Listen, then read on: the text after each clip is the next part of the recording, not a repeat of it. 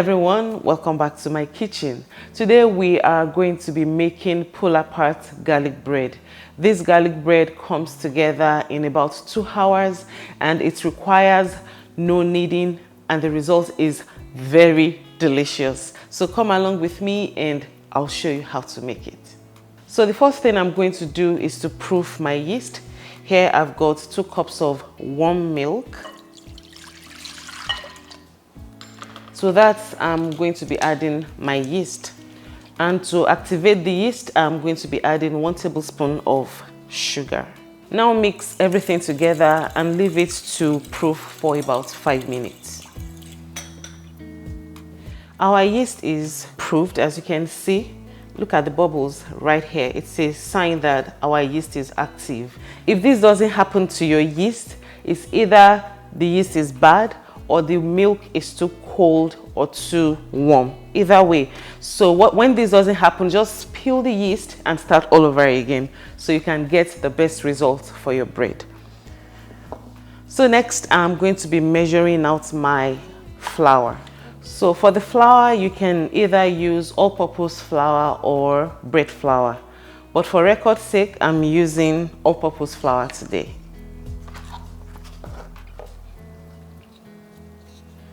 So to this, I'm going to be adding my sugar, salt.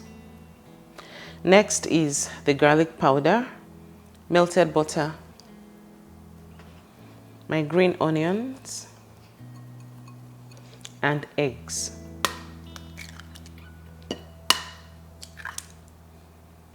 We will now be mixing everything until it's well combined.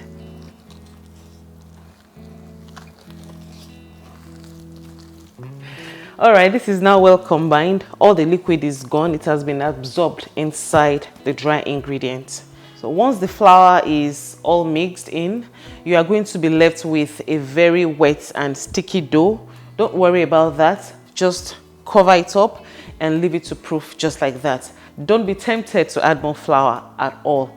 So right now I'm going to be scraping down the edges of the bowl, and I'll cover this and leave it to rest for 1 hour in a warm place. So talking about flours, I always like to use bread flour when making my no-knead bread because of the texture it gives. But like I said in this video, you can use either all-purpose flour or bread flour. But I like to sound a note of warning.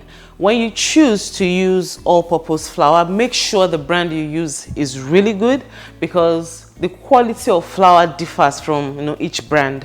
So my preferred brand is the King Arthur brand. But this is not a sponsored post at all. I'm just trying to tell you what I like. I've tried other brands of flour, well, some other brands, and that didn't work well for me. So my to-go brand is King Arthur flour, just so you know. While the dough is proofing, I like to prepare my garlic butter sauce. And to do that, I'm going to be finely mincing 2 cloves of garlic. I'll also be using parsley today. You can use any other herbs of your choice, like rosemary, chives, or any other herbs that you like.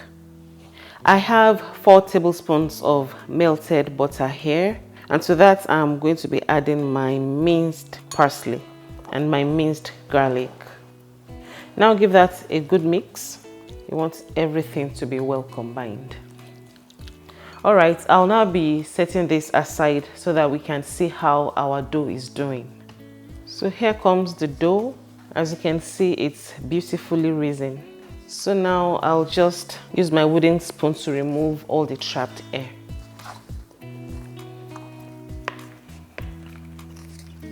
I will now be turning this over to my work surface. So remember, this is a very wet dough, so we are going to need some flour to help us along the way. So don't be shy, feel free to use as much flour as possible to help with the dough. I'll be dividing this into 2 equal halves. I'm going to be working with one of the dough at a time. So the dough is soft enough, I'll just use my hand to spread it. If you are finding it hard to use your hand, feel free to use a rolling pin, but I think this dough is soft enough. So I'm now going to be spreading my butter mixture over the surface of the dough. Then at this point, I'm going to be rolling the dough into a loaf shape.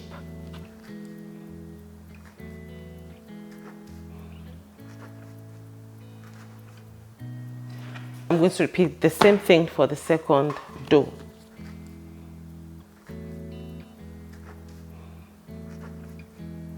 Now dust the surface of the dough with some flour. Then grab a dough cutter and divide the dough into as many sections as possible. Let's say about 1 inch thick, it's fine. If you want it a little bigger, it's okay. So I'll just spray my pan with some cooking spray. If you don't have cooking spray, it's fine. Just grease your pan with some butter, then dust some flour over it. It's all well and good. Now gently lift the cut out dough inside the baking pan.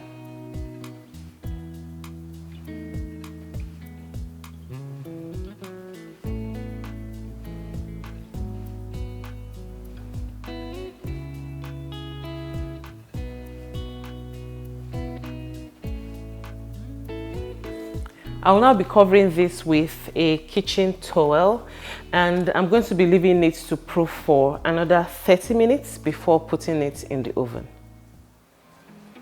Alright, so we are ready to check on our bread. Look at that. It's well risen. It's now time to make the egg wash, and to do that, I'm going to be cracking 1 egg, add 1 tablespoon of water, and whisk together. Now get a brush and brush this egg wash over the bread. I'll now be taking this to my 350 degrees preheated oven.